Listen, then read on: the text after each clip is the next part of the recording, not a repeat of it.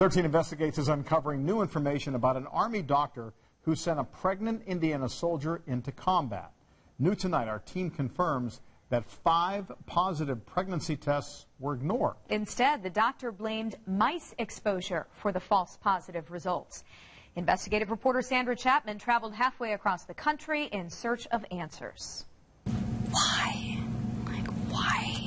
Why did you deploy me? Private Ashley Shelton was sent into a war zone pregnant and delivered a 5-pound baby boy in 2012 with no forewarning and no prenatal care. I was working around chemicals that were hazardous. Now her 5-year-old son lives with disabilities. The only person who can say why Shelton was sent to Afghanistan despite 5 positive pregnancy tests is this man. But Dr. Jonathan Richard Coyle isn't talking publicly. I was pregnant, but he still said I was not pregnant. Shelton believes the U.S. Army is covering up by refusing to say how Dr. Coyle could blame exposure to mice in Indiana for 5 positive pregnancy tests. An Army spokesman previously confirmed there was an internal review saying appropriate action had been taken. But the Army won't say if Dr. Coyle was disciplined. Records show he deployed to Afghanistan in April 2012, the same month he ruled Shelton deployable. He left 2 months after Shelton gave birth. He really had no clue. We wanted to ask Coyle about Shelton's deployment, but trying to find him took us across the country. According to the Army, the 12th Aviation Brigade surgeon was sent back to Germany and then to an Army clinic in Fort Stewart, Georgia, before leaving the service in 2016. He then went to work at the Wynn Army Community Hospital in Georgia before taking his doctor's license west along I-70 into the Rocky Mountains, with all signs pointing towards Grand Junction, Colorado. We followed his trail to the Grand Junction VA Medical Center, where he worked as a fill-in emergency room doctor. He does work here on occasion, yes. Is he here today? He's not. Okay. Do you know when he'll be back? I don't. One of his friends told 13 Investigates he was on vacation out of the country. Dr. Coyle's troubles not only follow him from the mountains of Afghanistan, but 13 Investigates has learned as a result of our inquiries, his status as a doctor is now in question too, here in Colorado.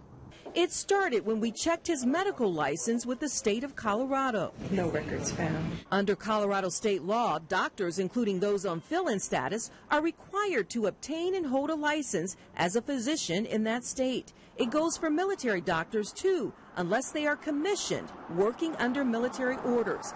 Colorado also works with the Interstate Medical Licensure Compact to help doctors who work state to state get screened and licensed faster. Still, the state of Colorado reports there are no public documents or records for licensure for Jonathan Richard Coyle, nor has he applied for any. So how is Dr. Coyle working in the ER of the VA? A controversial VA policy allows doctors with a valid license from any state to work in VA facilities across the country. Dr. Coyle has an active license in Nebraska, but hasn't worked in Nebraska for years. Critics of the VA policy worry about inadequate background checks. The Grand Junction VA refused to answer questions about its verification standards and told 13 Investigates Dr. Coyle was hired as a contractor through a staffing agency. But one of those staffing agencies, A-Team Solutions, says Dr. Coyle is not one of its doctors. The company says it does require a 3-month verification process. Another staffing agency did not answer our questions about Dr. Coyle. My son is suffering. No one's looking out for him. No one's looking out for me. He's getting taken care of. Days after we started asking questions, the Grand Junction VA decided to end its relationship with Dr. Coyle, saying the VA-MC no longer uses Dr. Coyle's services. But the VA would not say why it took action.